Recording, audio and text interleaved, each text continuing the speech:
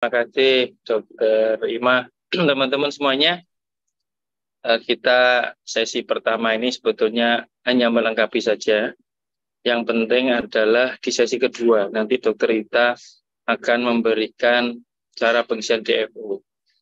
Menjadi wajib bagi FKTP cara mengisi DFO yang benar, dan menjadi sunnah bagi surveyor agar bisa tahu sebetulnya DFO itu seperti apa, konektivitas dengan SINAF itu seperti apa, maka lebih baik memang surveyor harus bisa memahami proses pendaftaran puskesmas di DFO.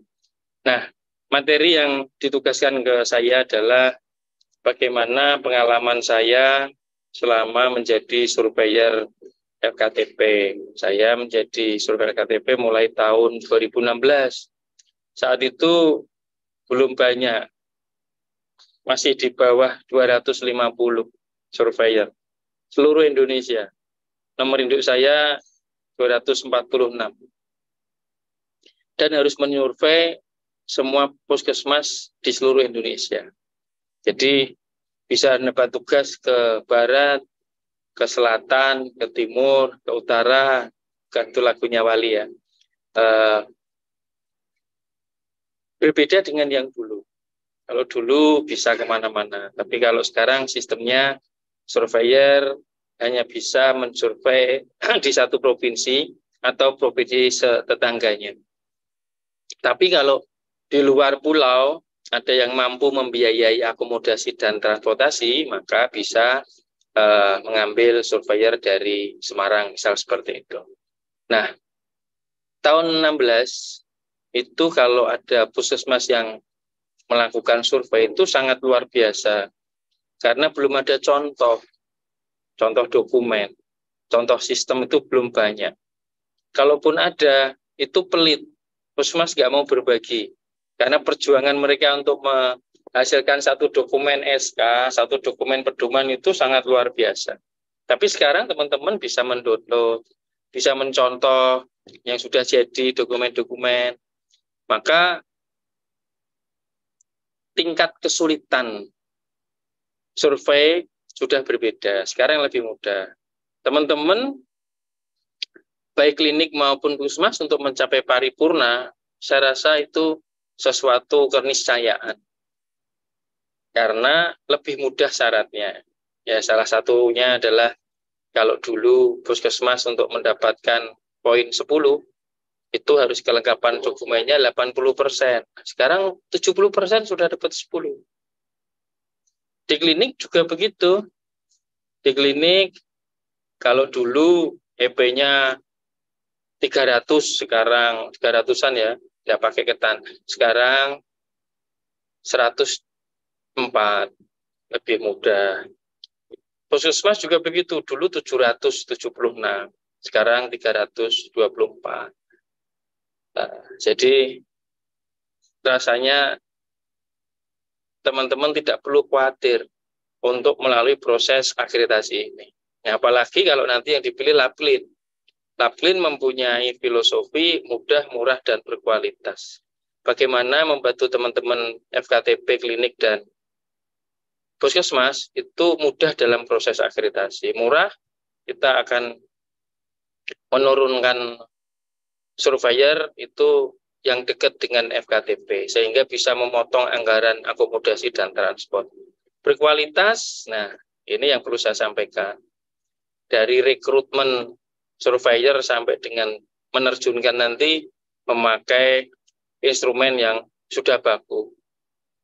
Nah, kemarin evaluasi dari 13 lembaga ada 54 surveyor yang sudah bersertifikat di downgrade karena syarat administrasinya tidak sesuai dengan keputusan Menteri Kesehatan. Salah satunya adalah bukan sarjana kesehatan. Alhamdulillah, Laplin tidak termasuk dalam yang di downgrade itu.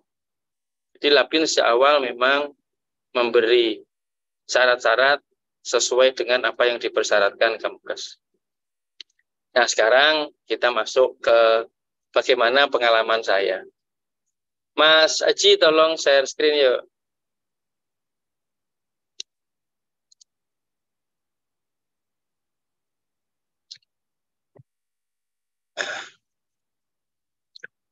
Nah, ini teman-teman semuanya. Jadi lanjut Mas, itu minum kopi itu nanti pada pengen semua nanti. Teman-teman semuanya, RODWS itu sebetulnya adalah pegangan surveyor untuk membantu menilai, memotret FKTP agar objektif, agar satu tujuan, satu visi antara sesama surveyor. Nah, tapi pegangan panduan surveyor ini juga dimanfaatkan oleh klinik dan puskesmas untuk melengkapi kebutuhan elemen penilaian, yaitu malah lebih bagus sebetulnya. Jadi puskesmas dan klinik lebih mudah apa sih yang diminta dalam EP ini, apa sih dokumen yang harus dilengkapi di EP ini. Jadi hari ini kita akan membahas cara menilai. Jadi teman-teman semuanya, untuk seorang surveyor ketika memotret puskesmas atau klinik, itu pegangannya RODWS ini. Jadi R-nya adalah regulasi, kemudian O-nya observasi, D-nya dokumentasi. Dokumentasi ini dokumentasi bukti implementasi. Jadi selama kegiatan, jadwal kegiatan, notulen kegiatan, kemudian monitoring kegiatan, RTM, kemudian apapun kegiatan masuk dalam dokumen implementasi ini. Kemudian ada wawancara. Wawancara ini bisa mewawancarai petugas sesuai dengan SK dan SOP, mewawancarai pimpinan klinik atau puskesmas sesuai dengan kebijakan yang dibuat untuk peningkatan mutu, wawancara dengan pasien di pengunjung, atau wawancara dengan lingkungan. Nah, ini semuanya dilakukan oleh surveyor. Ada satu lagi, jika surveyor kok ragu-ragu atau pada saat observasi tidak ada kejadian, maka surveyor akan minta simulasi. Nah, dulu saya melakukan semuanya itu RODWS di TKPP itu lebih sering ke observasi. Tapi kalau di TKSD lebih banyak ke regulasi dan dokumen bukti. Jadi dua-duanya saling melengkapi. Nah, teman-teman semuanya, kalau penilaiannya 0, 5, 10, kemudian ada RODWS, kira-kira untuk 0 itu berapa persen? Untuk 5, nilai 5 itu berapa persen? Atau 10 berapa persen? Itu ada semacam perkiraan. Ya. Jadi karena perkiraan ini masih subjektif. Nah, maka Laplin memberi panduan dari subjektivitas ini menjadi objektif agar teman-teman di lapangan nanti, baik surveyor maupun FKTP, itu bisa adil. Oh, kalau kelengkapan dokumen saya hanya ini, nilainya sekian. Kalau lengkap, nilainya sekian. Nah, teman-teman di FKTP dan surveyor nanti harus memegang RODWS ini, baik klinik maupun puskesmas. Nah, teman-teman semuanya, saya akan tampilkan panduan untuk menilai 0, 5, 10 secara subjektif. Ya, ini yang dipegang surveyor selama ini.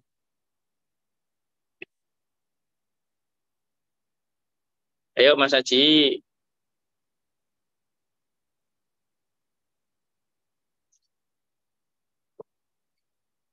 Nah, ini skor penilaian EP Puskesmas masih subjektif ini.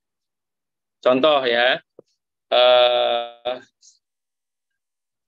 untuk kriteria EP tentang regulasi ya nomor 1, saya tidak bisa pakai pointer ya. Nomor 1 kriteria EP di situ ditulis regulasi sesuai dengan yang dijelaskan dimaksud tujuan pada standar.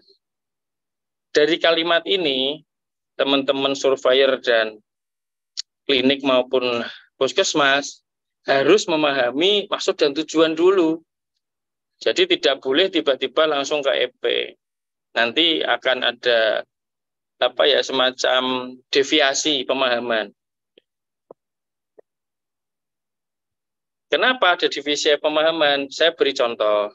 Kalau mohon maaf saya memberi contoh secara Islam. Ketika ada perintah sholat, itu wudhu sudah pasti dilakukan, walaupun tidak ada perintah wudhu. Perintahnya sholat saja. Nah, sama dengan EP. Mungkin di EP ini hanya menulis SOP. Tapi kan tidak mungkin SOP itu lahir tanpa ada induknya. Nah, induk dari SOP kalau tidak SK ya pedoman atau panduan. Contohnya seperti itu. Jadi di EP, kriteria EP ini regulasi sesuai dengan yang dijelaskan dimaksud tujuan pada standar. Nah, di Laplin nanti teman-teman surveyor harus berpikiran positif. Jadi ketika menilai teman-teman di klinik dan di puskesmas, selalu kita harus memberi nilai 10 dulu. Skornya itu kasih 10 dulu. Sampai tidak terbukti 10. Jadi jadi 5, jadi 0. Tapi kita harus menilai 10 dulu. Bukan 0 dulu, terus terbukti ini ditambah jadi 5, terbukti lagi ditambah jadi 10. Nanti di akhir penilaian akan lebih mudah jika kita memberi nilai 10 dulu. Contoh, skor 10 untuk puskesmas, kelengkapan dokumennya itu lebih atau sama dengan 70%. Nah, 70% itu kalau ada satu atau lebih dokumen, contoh, saya beri contoh, tentang visi misi. Penetapan visi misi itu ada SK, ada notulen rapat. Walaupun penetapan itu berlangsung untuk meneruskan, melanjutkan visi misi yang lama, ya tetap harus ada rapat. Ini contoh. Kalau tidak ada bukti-bukti rapat, ya nanti penilaiannya tidak menjadi 70, karena kelengkapan berkasnya kurang. Bergeser nih, menjadi 5. Kenapa menjadi 5? Kelengkapan berkas regulasinya antara 30 sampai 69%. Tapi kalau tidak ada apa-apa, cuman SK tok 2 halaman, tidak ada keterangan apa-apa, juga tidak ada tambahan berkas-berkas yang lain, bisa jadi menjadi 0. Karena kelengkapan regulasinya kurang dari 30%. Ini contoh tentang regulasi, bagaimana menilai 10, 5, dan 0. Kemudian untuk pedoman juga sama, kelengkapan buktinya harus lebih dari 70%. Kalau 10, kalau 5, 30 sampai 69%. Kalau kurang dari 30% ya 0. Nah, demikian pula penilaian di observasi, wawancara maupun simulasi sama. Jadi penilaiannya antara lebih dari 10 jika lebih dari 70% jika dapat nilai 10, kemudian 5 kalau 30 sampai 69%, 0 kalau kurang dari 30%. Nah, ini penilaiannya masih sangat subjektif karena masih kira-kira. Contoh subjektif, di wawancara, kalau jawabannya ya dan selalu nilainya 10. Kalau jawabannya biasanya atau kadang-kadang nilainya 5. Kalau jarang atau tidak pernah nilainya 0. Ini masih subjektif. Lanjut ke klinik, Mas Haji. Nah, kalau klinik lebih simpel lagi. Jadi kasih saja 10 dulu. Apakah terbukti pencapaian dokumen lebih dari 80%?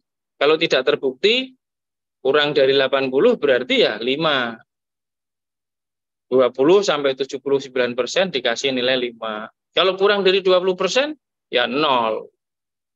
Atau memang tidak dapat diterapkan TDD. Nah, ini salah saya nulis ya, maaf ya. TDD ya, bukan TTD ya. Dikoreksi ya Mas Haji nanti ya Mas Haji. Nah, ini masih subjektif. Nah, bagaimana kita bisa dari subjektif ini menjadi objektif? Kita nanti ada patokan-patokan yang akan dilakukan oleh Superior Laklin, dan panjenengan semua yang di Puskesmas dan FKTP bisa menyesuaikan karena sudah ada rumusnya. Lanjut Mas Haji. Jadi sama yang dinilai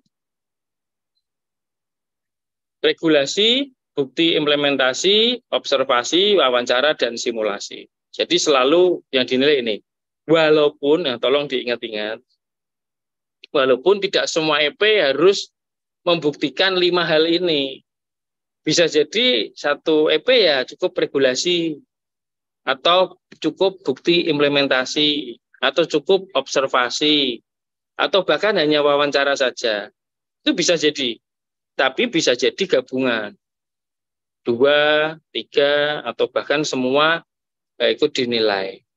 Lanjut Mas Haji. Ini saya kasih contoh bagaimana menilai regulasi. Regulasi yang dimaksud di sini adalah SK, pedoman, panduan, SOP, kerangka acuan. Ini regulasi. Penilaiannya 0, 5, 10. Nah, mari kita kupas.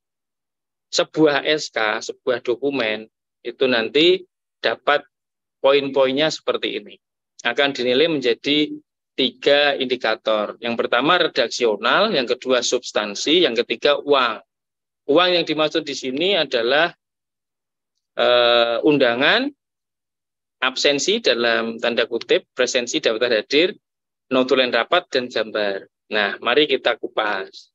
Redaksional itu akan mendapat nilai 40 jika ada judul, ada puskesmas klinik benar, isinya ada stempel dan tanda tangan kepala klinik atau kepala puskesmas. Karena sering terjadi surveinya di puskesmas A, tapi dokumennya kopinya masih puskesmas B, nyontoh yang belum diedit.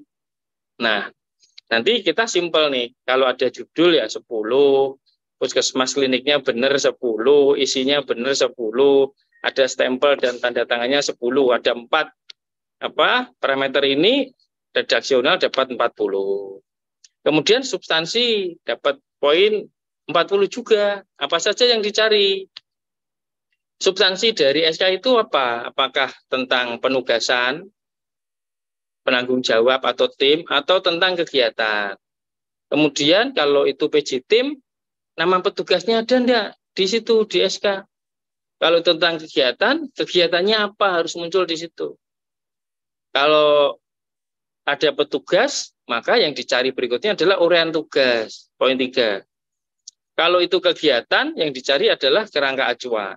Jadi kalau 4 ini ada semua, maka nilai substansinya 40. Nah, kalau 40 sama 40, itu kan sudah 80. Padahal standar minimalnya 70%. Maka redaksional dan substansi dapat nilai EP tersebut 10, walaupun tidak ada uangnya. Uang kita beri poin 20. 20 itu meliputi apa?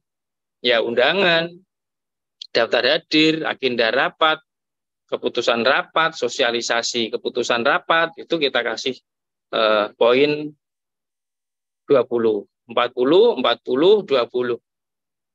100 nilainya 10. Kalau hanya redaksional benar, substansinya salah semua, uangnya ada, berarti 60. Kalau 60 berarti 5. Kalau 5, mohon diperbaiki. Kira-kira mana yang bisa dilengkapi agar bisa naik menjadi 10. Nah, ini untuk regulasi. Selanjutnya, Mas Haji. Ini dokumen bukti implementasi di puskesmas. Ya, di puskesmas itu setiap kegiatan, terutama di UKM maupun PPN, itu ada RUK dan, ini salah lagi ya, RUK dan RPK itu ya, nanti dikoreksi ya Mas Haji. Kemudian ada foto-foto kegiatan, ada pencatatan dan pelaporan, ada monitoring dan evaluasi, ada RTL dan TL. Nah, ini kalau lengkap semua kita kasih poin 10. Kalau sebagian ya 5. Sama itu penilaiannya 2/10, 2/10, 2/10, mana yang ada dihitung, dinilai. Biar objektivitas kita nanti tetap terjaga. Lanjut, Mas. Untuk klinik lebih simpel, tidak ada RUK RPK, ada langsung RAB. Jadi kalau di klinik tidak ada RUK RPK, yang ada adalah RAB, rencana anggaran bisnis atau rencana bisnis anggaran. Monggo lah, itu masing-masing istilah di klinik. Indikator penilaiannya selain RAB ada kegiatan, pencatatan pelaporan, monitoring evaluasi, RTL dan TL sama. Ya. Karena nanti surveyor akan mencari bukti-bukti dari perencanaan, kegiatan, pelaporan, monitoring evaluasi, RTL dan TL. Itu sebagai bukti sistem PDSA atau sistem PDJA berjalan di Vaskes. Lanjut. Mas Ci. Nah, kalau observasi apa yang dinilai? Jadi saya ini dulu duduk di ruang tunggu. Yang saya lihat poster-poster yang ditempel di ruang tunggu, dinding ruang tunggu. Yang saya cari adalah hak dan kewajiban, jam layanan, jenis-jenis layanan, biaya layanan, rumah sakit rujukan. Kemudian yang saya cari lagi adalah poster-poster tentang bagaimana kita membiasakan tentang cuci tangan dan seterusnya. Itu dulu, ya. Itu dulu. Nah, sekarang kita harus memanfaatkan medsos. Kalau klinik atau puskesmas dalam sosialisasinya menggunakan medsos, ya harus kita hargai, kita nilai. Jadi jangan yang dicari yang di poster saja. Karena ada klinik yang sempit ruangnya karena ruko. Jadi dindingnya itu terbatas. Kalau mau ditempeli jadi seperti orang galeri lukisan. Jadi tumpuk-tumpuk, mepet-mepet, jadi tidak indah. Maka klinik tersebut menggunakan televisi untuk menampilkan video-video. Yaitu kita hargai. Itu salah satu bentuk sosialisasi. Itu dapat nilai, tidak masalah, karena di ruang tunggu semua pasien bisa memanfaatkan media video tersebut. Jadi tidak harus poster, tidak harus leaflet, tidak harus brosur. Hari gini bagi brosur kayaknya sudah enggak update lagi ya. Yang dibagi adalah brosur dalam bentuk PDF, di-share, ya, enggak usah nyetak, enggak usah berbiaya, dan bisa di-share kemana-mana. Nah, jadi teman-teman nanti yang dinilai apa? Dokumentasi, ya, fasilitas di ruang tunggu, kursinya bagaimana, ada enggak? Kalau ada, diduduki kursinya ini, bisa berfungsi enggak? Kalau sudah diduduki, goyang-goyangkan, berbahaya enggak untuk pengunjung, untuk pasien. Jadi kita jadi observer. Kemudian apalagi observasi, melihat SDM bekerja.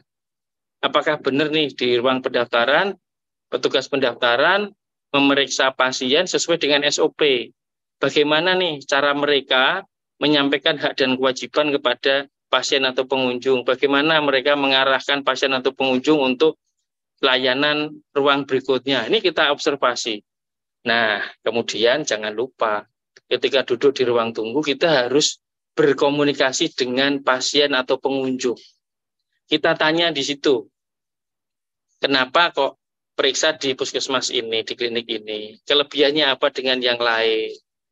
Apakah SDM-nya atau fasilitasnya harus kita gali. Kemudian kita tanya, jangan lupa, kita tanya apa sih keluhannya di layanan puskesmas ini? Maka teman-teman surveyor maupun ini peserta dari FKTP, tolong nanti semuanya ketika observasi ini tidak dihalang-halangi, biar mengalir begitu saja. Nah, teman-teman di puskesmas dan klinik sudah bisa menyiapkan sosialisasi jauh-jauh hari agar pengunjung nanti ketika ditanya oleh surveyor tidak gagap. Oke, lanjut Mas Haji. Wawancara. Nah, setelah observasi duduk di ruang tunggu, saya akan masuk ke ruang layanan, ke pendaftaran. Saya akan nanya ke petugas. Namanya siapa dia, kompetensi atau tidak. Kemudian tugasnya di sini ngapain saja. Terus saya lihat SOP-nya, salah satu SOP, misalkan di pendaftaran. Saya akan tanya, coba pendaftaran kalau saya jadi pasien. Sekilas saja, ini bukan simulasi, kalau simulasi dengan temannya. Sekilas saja, apakah sesuai SOP atau tidak. Di situ nanti juga ditanya nih, selain kompetensi atau tidak, apakah SDM itu melakukan tugasnya sesuai SOP atau tidak. Ini wawancara. Nah, teman-teman semuanya, kalau lanjut Mas Haji, kalau dari sekian itu kok masih belum yakin, pas survei sudah pasien pada pulang, kita mau observasi siang, mau ke UGD tidak ada kecelakaan, mau di persalinan nggak ada infartu, maka kita boleh melakukan simulasi role play.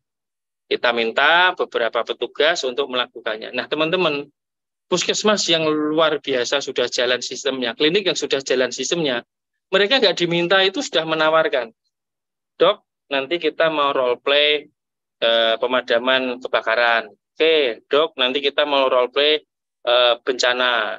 Dok, kita nanti mau role play pasien penanganan pasien gawat darurat dan seterusnya. Itu mereka sudah menawarkan. Tapi kalau puskesmas yang sistem belum jalan, simulasi itu menakutkan. Nah, maka hindari kalau memang tidak perlu simulasi, ya jangan simulasi. Khawatir nanti teman-teman di puskesmas dan di klinik tidak siap. Jadi kita lebih mengutamakan ke observasi. Tapi kalau waktunya masih longgar, ya teman-teman supaya waktunya masih longgar, ya, kemudian teman-teman puskesmas kok siap untuk dilakukan simulasi, monggo silahkan dilakukan simulasi. Lanjut Mas. Nah, ini yang tadi saya sampaikan di sambutan. Di puskesmas, untuk paripurna itu cukup bab 1 lebih dari 80%. Bab 2, bab 3, bab 4, dan bab 5. Cukup lebih dari 80%. Artinya tidak harus 100. Kalau lebih dari 80%, maka kesalahan yang bisa diterima itu 19% di masing-masing bab. Artinya teman-teman di puskesmas, mari kita kejar untuk mencapai paripurna. Karena tidak harus 100. Kalau mau utama, ya boleh, enggak masalah. Targetnya madya, ya boleh. Jadi teman-teman tetap semangat. Ini yang saya kasih merah-merah itu, paripurna cukup lebih dari 80%. Bagaimana dengan klinik? Sama. Ya Mas Haji, kalau klinik 80% semua, bab 1, bab 2, dan bab 3. Dan ini lebih mudah dibandingkan puskesmas. Klinik untuk mencapai paripurna lebih mudah. Karena apa? Dari 104 elemen penilaian, kalau rawat jalan, itu hanya sekitar 70-an EP, tidak sampai 80 EP. Dan itu mudah. 2 dokter, 4 perawat, ada 80 EP. Maka 80 dibagi 6. Satu petugasnya maksimal 3 EP. Bisa kita kerjakan, bisa kita lengkapi dokumen-dokumen yang tadi saya sampaikan. RODWS-nya bisa dilengkapi. Baik, lanjut Mas Haji. Nah, teman-teman di puskesmas, di klinik, ada perbedaan mendasar nih. Kalau dulu di puskesmas ada 3 surveyor, 3 hari. Nah, sekarang cukup 2 surveyor. 1 hari daring, 2 hari luring. Nah, ini tugas masing-masing surveyor. Surveyor sudah paham ya, jangan sampai tidak paham ya. Tugas bidang TKSD itu EP berapa saja, EP berapa saja, TKPP juga sama. Nanti ini bisa dibagikan. Jadi karena dari 3 surveyor menjadi 2 surveyor, maka harus ada pembagian tugas beririsan. Jadi TKSD akan mengerjakan bab 1 itu di dilema etik, mengerjakan di bab 4 tentang KIA, TB, dan TPM. Lanjut, Mas. Kalau di klinik masih utuh ya. Bab 3 menjadi tanggung jawab TKPP, bab 1 dan bab 2 menjadi tanggung jawab TKSD. Lanjut, Mas. Nah, ini tidak akan saya bahas ya. Jadi ini sekedar pengetahuan saja. Khusus untuk puskesmas, kegiatan bab 1, bab 2 dan bab 4 nanti berdasarkan ini. Surveyor itu akan mencari dari sini. Pemenuhan EPP didapatkan juga dari sini. Ini tidak saya bahas ya. Panjang ini nanti, waktunya habis. Saya masih berapa lama ini, Dokter Ima? Masih 15 menit, Dokter. Oh, masih 15 menit. Oke, Dokter. Oke. Masih 15 menit, Dokter. Baik. Kalau 15 menit, ini saya kupas sedikit. Monggo, Dokter Jadi, Tewe. saya kalau tidak punya pointer ini susah ya. Jadi, kegiatan di Puskesmas itu dimulai dari analisis situasi. Yang paling kiri dulu lingkaran merah. Ya, analisis situasi. Analisa situasi itu ada internal dan eksternal. Di atas tuh. Ya. Yang internal ada SDM, fasilitas, BISPK, SPM, PPN, dana. Di eksternal itu ada geografis, penduduk, linsek. Nah, kalau yang di internal mudah kita kendalikan. Tapi kalau yang eksternal, geografis kan tidak bisa kita rubah. Jumlah penduduk malah bertambah. Linsek belum tentu memahami kebutuhan puskesmas. Ini yang harus dianalisa. Kira-kira potensi-potensi itu seperti apa. Itu dituangkan dalam Renstra 5 tahunan. Wajib tuh. Puskesmas bikin Renstra 5 tahunan. Yang di breakdown setiap tahun. Nah, di breakdown setiap tahun itu kita masukkan di RUK. RUK kita seleksi berdasarkan kemampuan keuangan puskesmas, maka akan terseleksi menjadi RPK.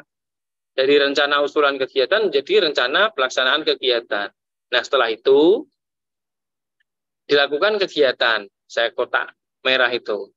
Nah, dari kotak merah ini, kegiatan ini harus selalu diingat, memperhatikan pada SDM, sarana prasarana, peralatan, kefarmasian, dan laborat. Jangan sampai kita melakukan kegiatan, kita tidak tahu kemampuan kita. Keberhasilan kegiatan itu, kuncinya ada 2. Komunikasi dan koordinasi antara LP itu lintas program.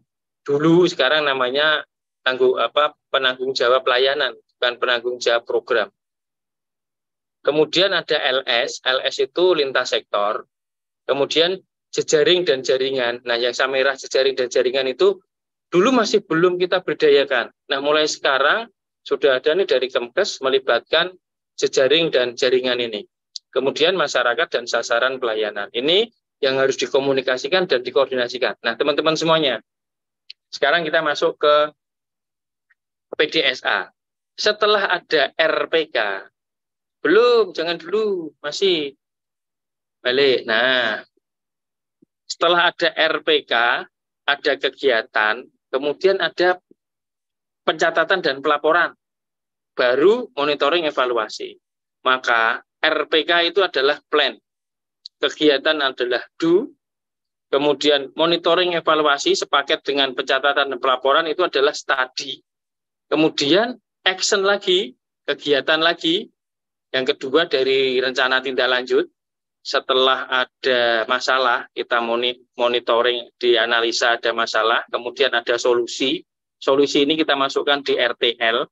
RTL kita masukkan di RUK lagi, RUK dimasukkan ke RPK lagi, kegiatan lagi. Nah, siklus ini kita menyebutnya sebagai PDSA.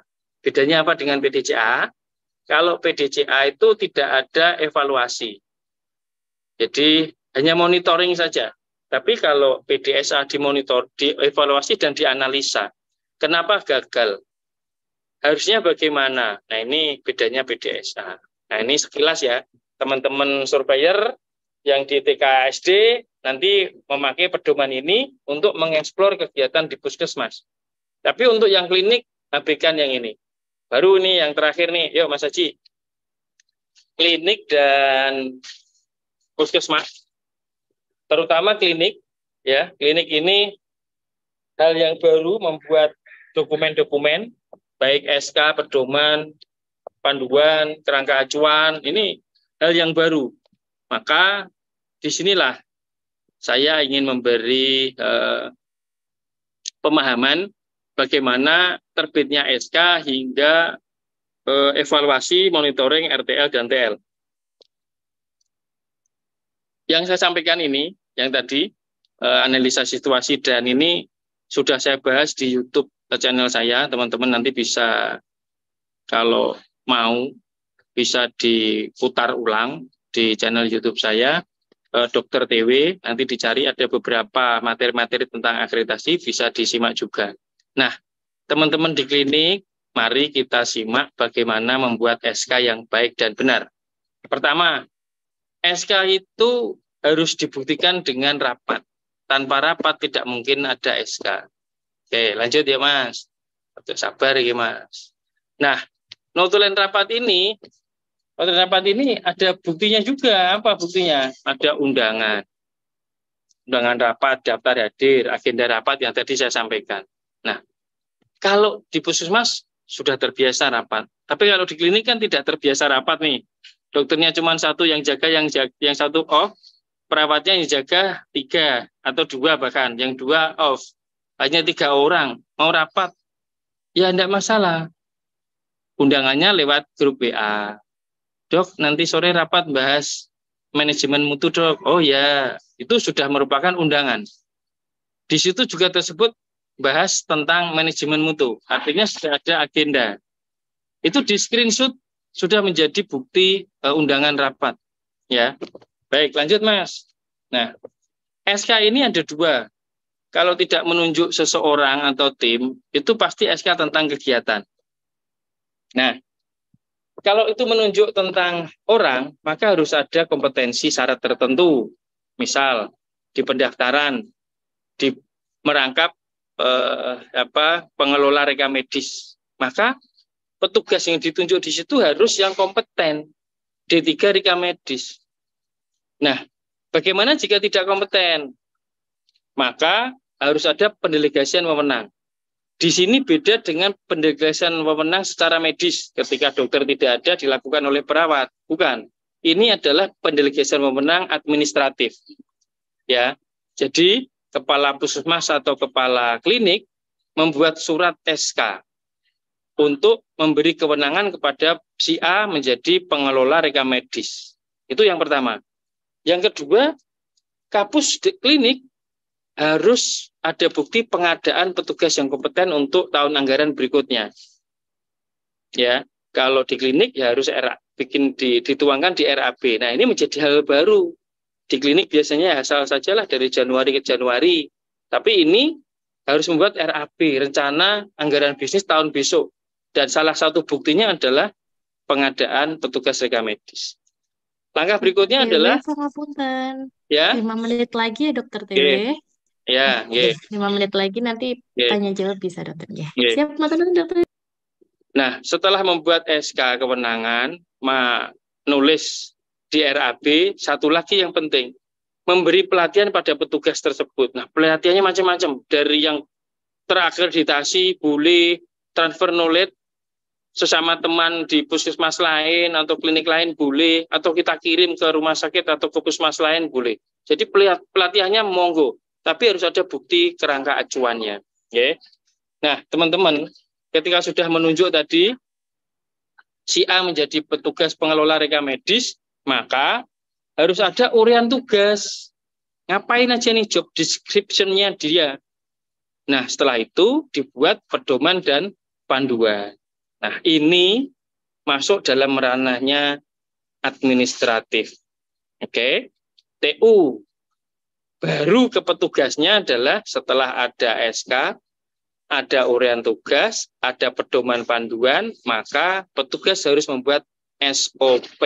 Oke. Nah, SOP ini ada syaratnya. Yang pertama adalah SDM dan yang kedua adalah fasilitas. Contoh fasilitas. Kalau masih konvensional belum rekam medis, maka masih manual tuh. Tanya jawab dengan pasiennya, nomornya, kartu berobatnya. Tapi kalau sudah rekam medis, maka sudah pakai aplikasi, maka SOP-nya juga berubah. Jadikan satu boleh nggak dok? Boleh. SOP kan bisa, kalau A manual harus seperti apa, kalau pakai internet seperti apa, boleh jadikan satu. Kemudian disosialisasikan. Nah, sosialisasi ini lakukan lewat medsos. Boleh ya, lewat Instagram, lewat Facebook, bahwa petugas A menjadi pengelola pendaftaran dan rekam medis. Nah, setelah itu baru nih audit internal muncul. Tugasnya audit internal adalah monitoring apakah petugas melakukan tugasnya sesuai SOP atau tidak. Ya. Nah, monitoring ini tergantung di paduan dan pedoman. Apakah mau 1 bulan, 3 bulan, atau 6 bulan. Contohnya kalau Minlog 1 bulan. Kalau audit internal setahun 2 kali. Ya, monggo. Itu sesuai dengan pedoman. Nah, setelah monitoring, ada evaluasi. Hasilnya apa dari monitoring tadi? Apakah semua petugas sudah melakukan tugasnya sesuai SOP? Kalau iya, lanjut. Kalau tidak, harus dievaluasi. Kenapa? Muncullah RTL, rencana tindak lanjut. Dari rencana tindak lanjut ini, muncullah tindak lanjut. Kalau tadi di slide sebelumnya adalah masuk ke kegiatan lagi. Nah, setelah itu masuk ke monitoring. Demikian siklus PDSA. Di kolom terakhir ini, kemudian bagaimana membuat SK dan terbitnya SOP, sudah saya singkat, saya perjelas, walaupun waktunya mepet. Terima kasih, Dr. Rima. Tugas sudah saya tunaikan, semoga tidak terlalu terburu-buru, sehingga bisa dipahami teman-teman semuanya. Terima kasih, Assalamualaikum warahmatullahi wabarakatuh. Waalaikumsalam warahmatullahi wabarakatuh. Matur nuwun Dokter TW, yang jelas kelihatannya yang inti dari Dokter TW yang bikin tenang oleh semua teman-teman adalah tidak harus 100% dokter dan itu bisa paripurna. Seperti itu, enggak? Ya. Jadi, baiklah, masih ada waktu sedikit. Saya lihat dari kolom chat tidak ada pertanyaan, tapi monggo Bapak Ibu teman-teman semua yang ingin bertanya kepada Dokter TW bisa unmute, bisa bertanya langsung atau menulis di kolom chat. Mungkin untuk unmute kita berikan kesempatan kepada salah satu peserta yang mengikuti acara siang hari ini. Monggo, apabila ada dari teman-teman yang ingin langsung bertanya kepada pakarnya, kepada surveyor senior terkait akreditasi ke depan, karena dari apa yang beliau jelaskan jadi lebih jelas dan lebih menenangkan ya. Ternyata penilaiannya tuh, pembagiannya tuh seperti itu. Apa yang harus saya penuhi? Kemudian kalau saya ingin paripurna, mana aja yang harus saya penuhi? Dan ternyata tidak harus semua itu mendapatkan 100%, itu pun juga bisa paripurna. Semoga Bapak Ibu, ya ini ada satu Dokter TW dari Dokter Kristianto yang raise hand, Dokter. Izin untuk mengajak Dokter Kristianto bergabung dengan kita, ya, Dokter TW. Oke, monggo. Monggo, Dokter Kristianto. Selamat siang, dokter. Selamat siang, Dr. Kristianto.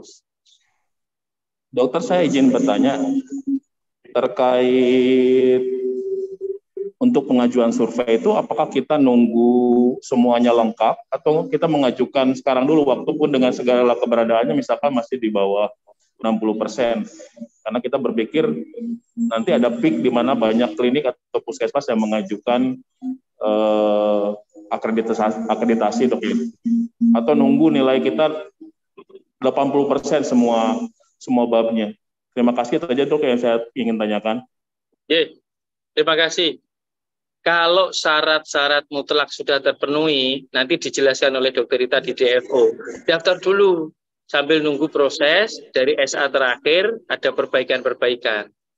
Jadi yang penting daftar dulu, karena nanti saya khawatir kalau daftarnya belakangan, nanti ada badai survei ya, tsunami survei menjelang akhir tahun. Nah itu nanti kalau tidak kebagian surveyor pusing, ya. Nanti dijelaskan Dokter kita lebih detail, Dokter Chris. Lanjut, Dokter Rima. Dokter Chris sudah jelas, nggih?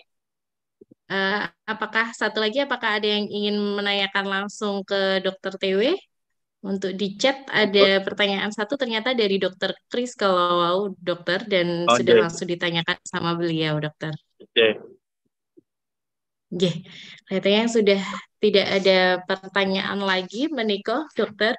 Mungkin Oke, dari Dokter TW sebelum kita mengakhiri sesi materi oke. pertama, ada pesan-pesan dokter? Ya, Sama Dokter baik. TW. Teman-teman surveyor dan teman-teman di FKTP, kita sudah diwajibkan untuk melakukan survei akreditasi di tahun ini. Dan mau tidak mau, suka tidak suka, siap tidak siap, kita harus tahun ini. Tidak perlu mencapai target paripurna, tidak perlu kita mengejar sesuatu yang nanti tidak dilakukan setiap harinya. Karena banyak yang paripurna akhirnya tidak paripurna dalam perjalanannya. Jadi kita bisa running semampu kita. Tapi saya menyemangati untuk paripurna itu cuma 80% lebih dikit. Ayo kita kejar agar sistem kita menjadi lebih baik. Terima kasih, Dr. Imah.